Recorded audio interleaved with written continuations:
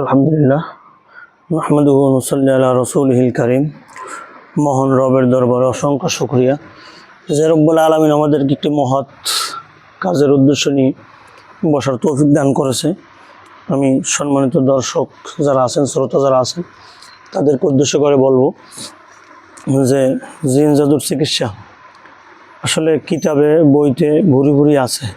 আমার হাতেও অনেকগুলো বই আছে, দেখতে পাইতেছেন আমি যে জায়গায় বসে ভিডিওটা করতেছি।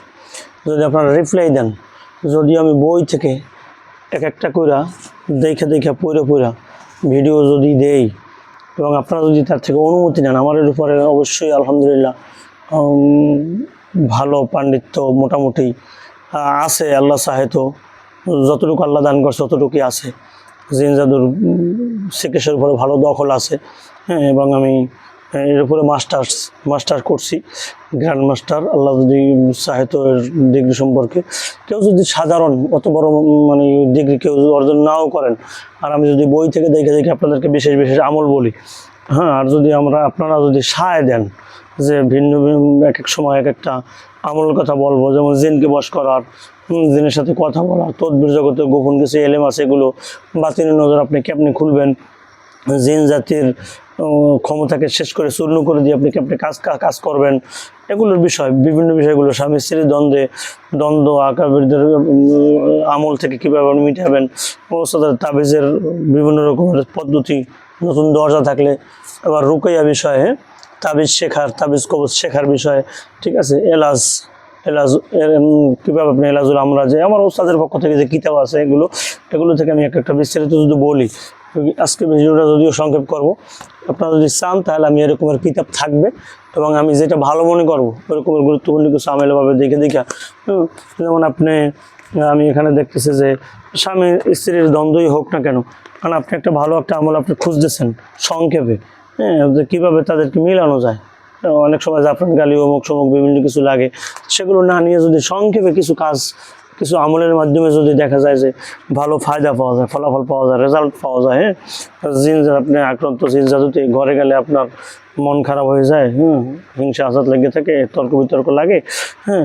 তার এভাবে আপনার দেখা যায় জিনকে আপনি বন্দি করতে পারবেন, বশ করতে পারবেন, মেরে ফেলতে পারবেন, বা আপনি নিজের শারীরিক মানসিক উপকার কীভাবে হাসিল করতে পারেন, বা নিজেদের ভিতরে মন কষাকষি হয়েছে, আপনি কীভাবে এটাকে কীভাবে ভালো করে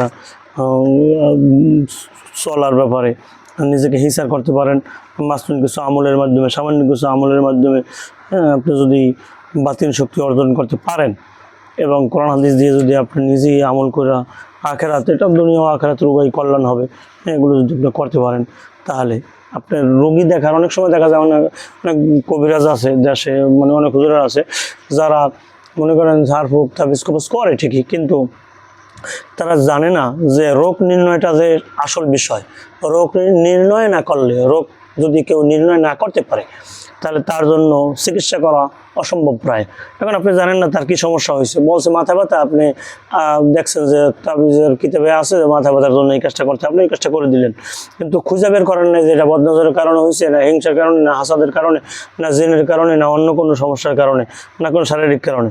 এই জন্য তাশখিস করতে হয়, হ্যাঁ। তাশখিস করার নিয়ম হয়েছে আপনি রোগীর কাছে থাকেন আর দূরে থাকেন, রোগী ও রোগীর মায়ের নাম জিজ্ঞাসা করবেন, রোগীর বয়স জিজ্ঞাসা করবেন, রোগীর পরিপূর্ণ ঠিকানা জিজ্ঞাসা করবেন। তাশখিস করার সময় নাম ঠিকানা বলবেন যে এরকম যে আপনি যেইটার সূরা কাফিরুনের সূরা আপনি যেগুলো হাসিল করছেন এগুলো দিয়ে আপনি বলার পরে দেখবেন আপনার সমস্যা, জাদুর সমস্যা আছে নাকি জিনের সমস্যা আছে, এগুলো আপনি বলার পরে বদনজরের সমস্যা আছে, এটা যে শুরু এবং শেষে আবার একবার দুরূদ শরীফ পড়ে নেবেন, মাঝখানে সূরা কাফিরুন আপনি একবার পাঠ করবেন। যদি হাই আসা শুরু হয় আপনার, যদি সমস্যা শুরু হয় তাহলে আপনি বুঝতে পারবেন যে তার এই সমস্যা আছে। আর যদি মনে করেন হাই আসা শুরু না হয় তাহলে মনে করবেন নাই। তাশখিস করার বিভিন্ন পন্থা আছে, রোগ নির্ণয় করার বিভিন্ন পন্থা আছে, ধাপে ধাপে বলার চেষ্টা করবেন ইনশাআল্লাহ। আজকে এই পর্যন্ত সমাপ্তি। আল্লাহ হাফিজ। দেখা হবে অন্য কোনো ভিডিওতে, যদি আপনাদের ইচ্ছে থাকে তাহলে ইনশাআল্লাহ। আল্লাহ হাফিজ।